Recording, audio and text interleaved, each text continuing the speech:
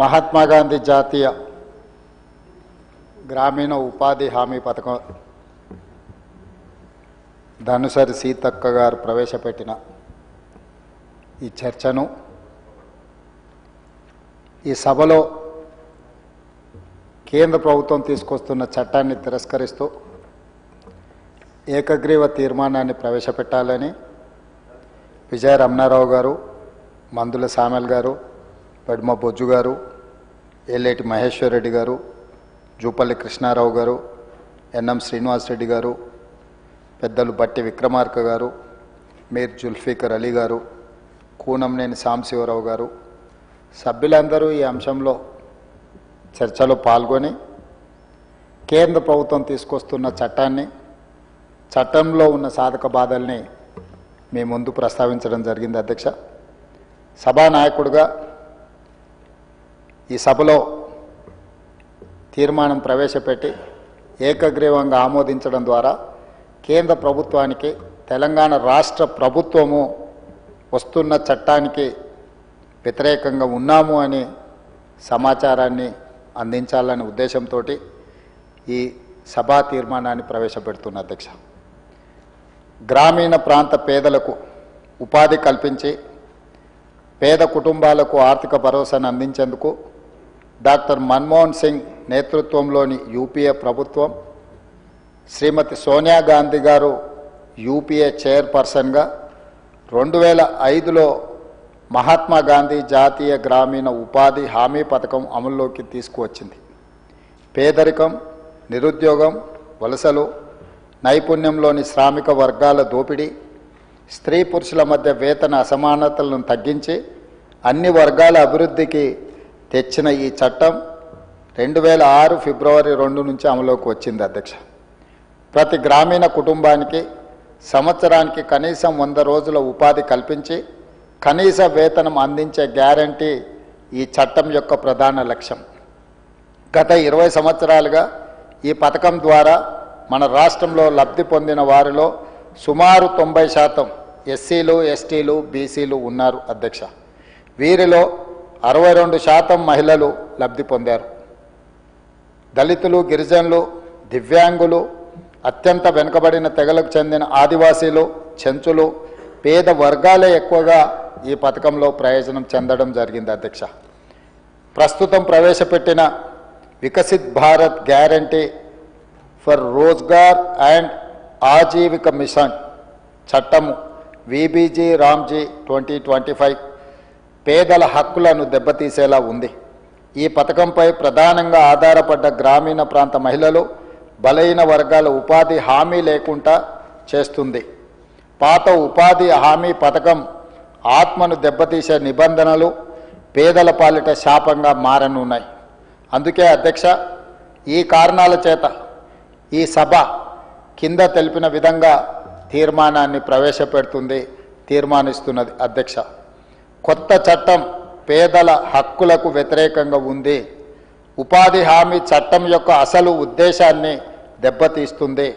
Demand అనుగుణంగా పనుల ప్రణాళికను తయారు చేసే విధానానికి స్వస్తి పలికింది. డిమాండ్ ఆధారిత పాత విధానాన్ని కొనసాగించాలి. కొత్త చట్టం మహిళా కూలీలకు వ్యతిరేకంగా ఉంది.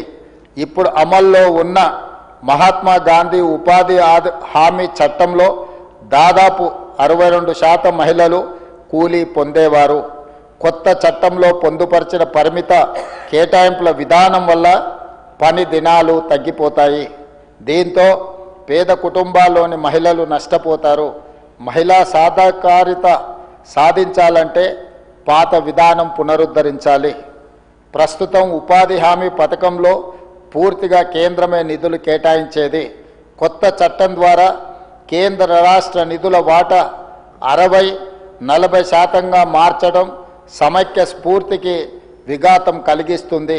ఇది రాష్ట్రాలపై అదనపు ఆర్థిక భారాన్ని మోపుతుంది. పాత విధానాల వాటా నమూనాను పునరుద్ధరించాలి. మహాత్మా గాంధీ పేరును ఈ పథకం నుంచి తొలగించడంతో గాంధీ స్ఫూర్తిని నీరుగార్చినట్లయింది. కాబట్టి మహాత్మా గాంధీ గారి పేరును పునరుద్ధరించాల్సిందిగా ఈ సభ తీర్మానం చేస్తుంది. వ్యవసాయ సీజన్లో 60 రోజుల విరామం తప్పనిసరిగా విధించడంతో భూమి లేని నిరుపేద కూలీలకు అన్యాయం జరుగుతుంది. ఉపాధి హామీ పథకాన్ని సంవత్సరం పొడవునా కొనసాగించాలి. అదేవిధంగా అధ్యక్ష, ప్రస్తుతం ఉపాధి హామీ ద్వారా 266 రకాల పనులు చేపట్టే వెసులుబాటు ఉంది. కొత్త చట్టంలో భూముల అభివృద్ధి వంటి శ్రమ ఆధారిత పనులను తొలగించడంతో చిన్న సన్నకారు రైతులు, దళితులు, గిరిజనులు తీవ్రంగా నష్టపోతారు. ఇప్పుడున్న పనుల జాబితాను యథావిధంగా కొనసాగించాలి.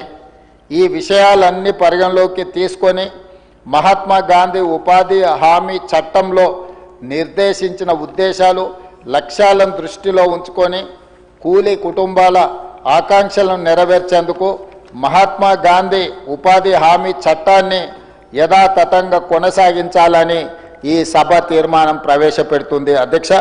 అధ్యక్ష, ఇది పార్టీలకు, వ్యక్తులకు అతీతంగా ఈరోజు ఈ సభలో చర్చ జరగాలి. ఇది పేదలకు సంబంధించి అత్యంత నిరుపేదలకు పని ఒక హక్కుగా, ఆ పనిని కల్పించకపోతే ఆర్థికంగా ప్రభుత్వాలు ఆదుకునే విధంగా చట్టాన్ని తీసుకొచ్చింది.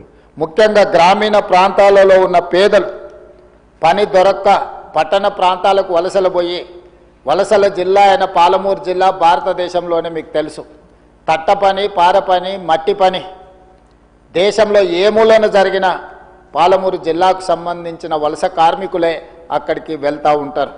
దీనికి ప్రధానమైన కారణము మా ప్రాంతంలో పనులు దొరకకపోవడము, పనులు అవకాశం రాకపోవడం. ఈ ఉపాధి హామీ చట్టము వచ్చిన తర్వాత మీకు అందరికీ తెలుసు, ఆనాడు ఉపాధి హామీ చట్టము మొట్టమొదట అమలు చేసింది ఉమ్మడి ఆంధ్రప్రదేశ్ బండ్లపల్లి, అనంతపూర్ జిల్లాలో, ఆ తర్వాత మహబూబ్ నగర్ జిల్లాలో, మెదక్ జిల్లాను స్ఫూర్తిగా తీసుకొని చట్టాన్ని తీసుకురావడం జరిగింది. అధ్యక్ష, ఈరోజు పట్టణ ప్రాంతాలకు వలసలను నివారించడానికి నిరుపేదలు సొంత ఊరిలోనే పని హక్కును కల్పిస్తే అక్కడే పని చేసుకొని కుటుంబంలో ఉండే తల్లిదండ్రులకు అందుబాటులో ఉండి ఆ కుటుంబాన్ని చూసుకునే అవకాశం పేదలకు ఉంది. ఈనాడు కేంద్ర ప్రభుత్వం తీసుకొచ్చిన చట్టం వల్ల ఆ అవకాశాన్ని కోల్పోయి పట్టణ ప్రాంతాలకు మళ్ళీ వలసల బాట పట్టే పరిస్థితి వచ్చింది. కాబట్టి దయచేసి సభలో ఉన్న సభ్యులందరినీ నేను విజ్ఞప్తి చేస్తున్నా, పార్టీలకు అతీతంగా ఒక స్ఫూర్తిని ప్రదర్శిస్తాం.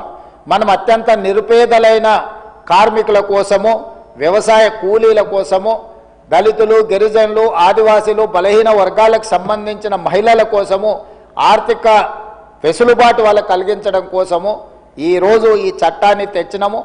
ఆ స్ఫూర్తిని దెబ్బతీయడానికి ఈనాటి కేంద్ర ప్రభుత్వం చేస్తున్న ప్రయత్నాన్ని తెలంగాణ రాష్ట్ర ప్రజలందరి తరఫున ఏకగ్రీవంగా తిరస్కరిస్తూ పాత చట్టాన్ని యాజ్ ఇట్ ఈజ్గా పునరుద్ధరించాల్సిందిగా ఈ సభలో తీర్మానం ప్రవేశపెట్టినాం. మీరందరూ ఏకగ్రీవంగా మద్దతు పలకడం ద్వారా కేంద్ర ప్రభుత్వం తన విధానాన్ని మార్చుకునే విధంగా ఈ సభలో తీర్మానాన్ని ఆమోదించవలసిందిగా కోరుకుంటూ మీ దగ్గర సెలవు తీసుకుంటున్నాను. అధ్యక్ష. Resolution moved. The question is that the government resolution is before the House.